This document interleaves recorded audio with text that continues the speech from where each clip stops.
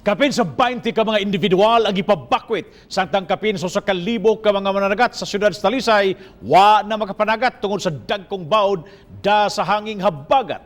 Ang report ni Femari Dumabok. Niadtong Biyernes pa lang nakatala ng kagamhanan sa Talisay ug upat ka balay nga naguba diha sa sitio Litmon, Barangay Dumlog din usa niini ang totally damaged tungod kini sa paghapak sa dagkong balod. Hinuon pipila kanila nakabalik na sa ilang panimayhuman kini na paayo. Samtang kapin sa 1,300 ka mga mananagat sa Talisay ang apuran og food packs kay usa ka semana na nga wa kapanagat.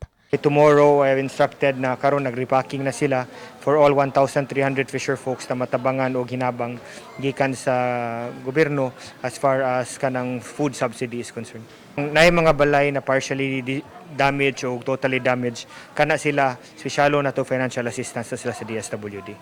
Niadtong weekend ang Talisay City Disaster Risk Reduction and Management Council o Coast Guard namuyag sa mga nangaligo sa dagat. Sagad mga bata bisan sa kadagkong balod.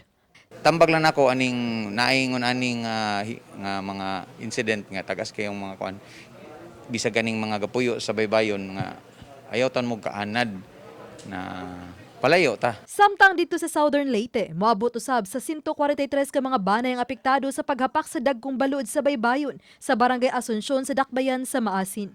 Mato di Kapitan Raiden Mark Serdan nga niadto pang Biyernes hangtod gahapon nga gipabakwit ang maong mga pamilya. 22 ka mga balay ang himpit nga naguba og 122 ang partially damaged. Dugang sa kapitan, ang pagpahimog seawall ang gitan-aw nga dakong matabang sa kada tuig nila nga problema kun maigo ang habagat. Oba ni John Sulon. Ako si Femari Dumabok. Balitang Bisdak.